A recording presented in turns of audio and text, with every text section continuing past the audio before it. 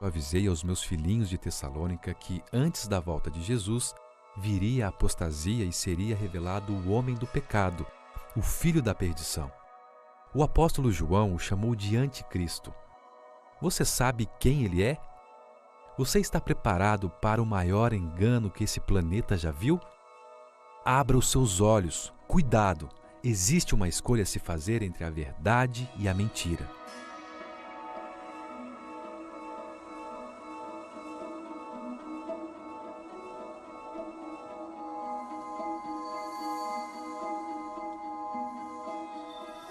Na segunda carta aos Tessalonicenses, capítulo 2, versos 1, 3 e 4, o apóstolo Paulo diz: Irmãos, no que diz respeito à vinda do nosso Senhor Jesus Cristo e à nossa reunião com Ele, nós vos exortamos, ninguém de modo algum vos engane, porque isto não acontecerá sem que primeiro venha a apostasia e seja revelado o homem da iniquidade, o filho da perdição, o qual se opõe e se levanta contra tudo que se chama Deus ou é objeto de culto, a ponto de assentar-se no santuário de Deus, ostentando-se como se fosse o próprio Deus.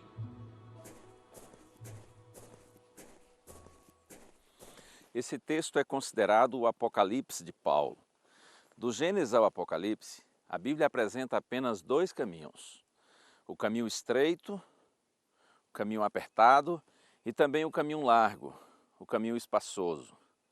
A Bíblia fala da igreja verdadeira e a igreja falsa, a verdade e a mentira. A casa construída sobre a rocha, a casa construída sobre a areia. Há um grande conflito, segundo as Escrituras, que está sendo travado entre o bem e o mal. E nesse conflito não existe terreno neutro, não existe uma terceira opção. Aquele que, assim na linguagem popular, procura ficar em cima do muro, de acordo com Jesus, já está contra ele. Porque ele disse: quem não é por mim, é contra mim. Quem comigo não ajunta, espalha. Ele disse também que nós não podemos servir a dois senhores. Portanto, não existe uma terceira opção, não existe um terreno neutro nesse conflito entre o bem e o mal. E a grande verdade é que desde o Éden, o inimigo tem procurado maquiar a mentira, tentando fazê-la parecida com a verdade. O próprio Cristo disse que quando o diabo profere mentira, ele fala do que ele é próprio, porque ele é mentiroso e pai da mentira. Ele é o grande anticristo, ou seja, aquele que se opõe a Cristo, aquele que é contra Cristo. O inimigo, ele odeia Jesus e sempre quis tomar o lugar do Senhor. Para cumprir seus propósitos enganosos, o inimigo tenta penetrar no cristianismo. E para isso ele usa agentes religiosos, que parecem ovelhas, mas como disse nosso Senhor Jesus Cristo, em realidade são lobos disfarçados. Daí a advertência do apóstolo Paulo, conforme nós vimos, de que antes da segunda vinda de Cristo viria a apostasia, e seria revelado o homem da iniquidade, o filho da perdição, o qual se opõe e se levanta contra tudo que se chama Deus, ou é objeto de culto, a ponto de assentar-se no santuário de Deus, ostentando-se como se fosse o próprio Deus. Veja que a mesma iniciativa tomada por Satanás no céu seria tomada por esse sistema ou por esse poder religioso que tenta ser igual a Cristo. Que sistema religioso seria esse? Você já parou para pensar? Já imaginou? Que sistema seria esse usado pelo inimigo para se opor a Cristo, para se opor à igreja de Cristo, aos seguidores do Senhor? Quando a gente vai ao livro do profeta Daniel no Antigo Testamento, capítulos 2, 7 e 8, há uma descrição extraordinária que nos ajuda a identificar perfeitamente esse poder ou esse sistema religioso. Daniel diz que a partir do Império Romano, o Império de Ferro, que dominou o mundo por vários séculos, surgiria o que ele chama na profecia de um chifre pequeno ou uma ponta pequena. Um poder religioso que teria olhos, e uma boca que proferiria blasfêmias. E Daniel diz que esse poder, inclusive, iria proferir palavras contra o Altíssimo, iria também magoar os santos do Altíssimo, ou seja, esse é um poder que persegue, que provoca uma devastação, uma destruição e mata os santos de Deus ou os filhos de Deus. E ainda mais, o profeta Daniel diz que esse poder iria também se encarregar de mudar os tempos e a lei. Além do mais, ele se engrandeceria até o príncipe do exército e tiraria dele o sacrifício diário. Significa que esse poder desviaria a atenção das pessoas do ministério sacerdotal de Cristo no santuário celestial. E além do mais, ainda iria lançar ou deitar a verdade por terra. Impressionante.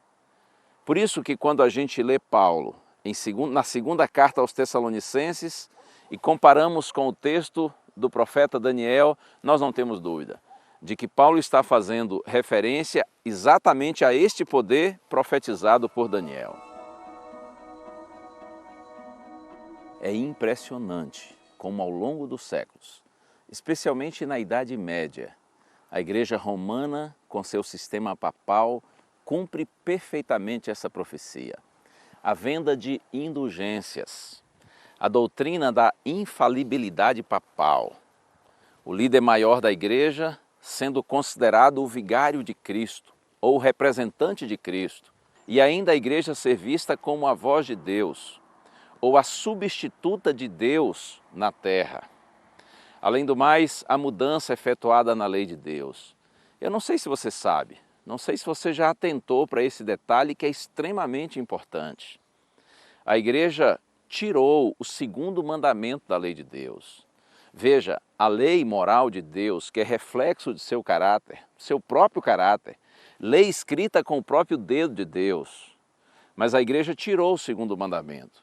O mandamento diz que não se deve fazer ou adorar imagem de escultura. Além do mais, o quarto mandamento da lei, que diz lembra-te do dia de sábado para o santificar, o sábado foi mudado para o domingo. E você me dirá, pastor, mas sendo assim, de 10 mandamentos teriam ficado apenas 9, porque um foi tirado e o outro foi apenas modificado, exatamente para evitar, chamar a atenção. O 10º mandamento, que diz para não cobiçar, foi transformado em 2. Veja que coisa tremenda, hein? Além do mais, a atribuição dada aos sacerdotes para perdoarem pecados, os sacramentos e a imposição e perseguição através da chamada Santa Inquisição, que provocou uma grande devastação, que provocou uma grande destruição entre aqueles ou naqueles que queriam servir a Deus e viver em fidelidade à palavra do Senhor. Tudo isso muito impressionante.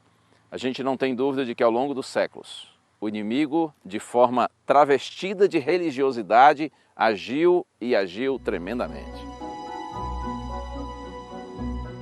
O maior anticristo, porém, é o próprio diabo. Como o maior dos seus enganos, ele vai tentar falsificar a segunda vinda de Cristo.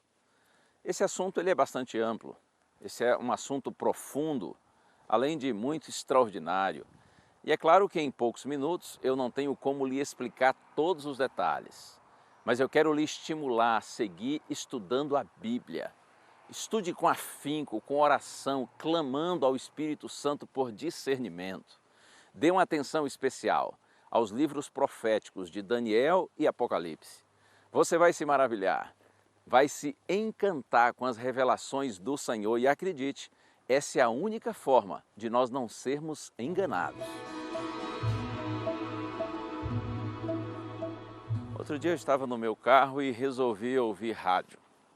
Aí coloquei numa estação de rádio cristã e havia ali um pregador fazendo sua mensagem e uma coisa me chamou muito a atenção quando ele disse umas palavras que, segundo ele, foram proferidas pelo seu líder religioso, pelo seu líder maior. As palavras são assim, abre aspas, nem toda a verdade está na Bíblia e nem tudo o que a Bíblia diz é verdade. Eu fiquei impressionado com isso. Repito para você, nem toda a verdade está na Bíblia e nem tudo o que a Bíblia diz é verdade. Palavras de um líder religioso? Essas palavras parecem mais do próprio diabo. Por isso que eu digo para você, a gente precisa ter muito cuidado, porque há muitos enganos nesse mundo. E outro dia cheguei a Novo Tempo para trabalhar e um amigo me mostrou um e-mail que uma pessoa havia mandado lá para a escola bíblica. Essa pessoa estava revoltada com a Novo Tempo pelo fato de nós ensinarmos sempre que a Bíblia é nossa regra de fé e prática, que a Bíblia é normativa, que a Bíblia é autoritativa, que todo cristão deve basear sua vida, seus pensamentos, sua conduta, unicamente através do que diz a palavra do Senhor. Essa pessoa estava revoltada com essa nossa conduta, com esse nosso pensamento. Então ela disse assim no seu e-mail: vocês são muito ignorantes, vocês precisam estudar mais a história. Porque olha, disse ela, quando Jesus voltou para o céu, ele deixou uma igreja e não uma Bíblia. E que seriedade isso aí, hein? Imagine a implicação dessa declaração. Eu imagino que essa pessoa estava repercutindo algo que ouviu na sua própria igreja. Quando Jesus voltou para o céu, ele deixou uma igreja e não a Bíblia. Você compreende o significado disso? A ideia de que a igreja tem mais autoridade do que a Bíblia. É evidente que essa declaração está errada, está totalmente equivocada. Porque quando Jesus voltou para o céu, depois da sua ressurreição, é claro, ele deixou sim uma Bíblia. Todos os livros, os 39 livros inspirados do Antigo Testamento já estavam escritos. E muitas vezes Jesus citou as Escrituras. E o apóstolo Paulo diz que toda a Escritura é inspirada por Deus e é útil para ensinar, para corrigir, para repreender, para que o homem de Deus seja perfeito e perfeitamente habilitado para toda boa obra. Quando Paulo fala da Escritura inspirada por Deus, ele está naturalmente se referindo também ao Antigo Testamento, porque o Novo Testamento foi escrito depois de Cristo. Portanto, quando Jesus subiu ao céu, quando ele voltou para o Pai, ele deixou sim uma Bíblia. Ele deixou os 39 livros inspirados do Antigo Testamento já escritos e orientando a sua igreja. Mas olha, o que realmente mais me preocupa nessa declaração é exatamente esse ponto, de que a igreja tem mais autoridade que a Bíblia. Significa que se a igreja diz uma coisa e a Bíblia diz outra, você deve optar pela palavra da igreja, pela palavra dos homens e não pela palavra de Deus. Tenha muito cuidado com isso. A grande verdade é que a igreja dominante, a igreja apóstata, por séculos, tentou impedir o acesso das pessoas à Bíblia, porque a melhor forma de manipular um povo é mantê-lo na ignorância. Hoje, contudo, como é impossível tirar a Bíblia das mãos das pessoas, porque todos têm acesso à Bíblia, a tentativa agora é tirar a autoridade da Bíblia. Precisamos estar atentos, precisamos voltar à palavra, estudá-la com afinco. Lembre-se, esta é a única forma de nós não sermos enganados. A palavra de Deus sempre vai nos apresentar apenas dois caminhos. O caminho que conduz a Deus e o caminho que conduz ao inimigo de Deus. Nós veremos nas Santas Escrituras a revelação clara e inequívoca da palavra do Senhor e veremos que existe uma outra opção, que é a tradição dos homens. Nós temos que escolher que direção seguiremos, de Cristo ou do anticristo, da verdade ou da mentira. Eu peço a Deus que, por sua graça e misericórdia, nos dê o Espírito Santo para que tenhamos discernimento, compreensão de toda a verdade e que pelo poder desse mesmo Espírito, você e eu andemos pelo caminho do Senhor, que é o caminho da vida, o caminho da segurança. A graça do Senhor Jesus Cristo e o amor de Deus e a comunhão do Espírito Santo sejam com todos vós.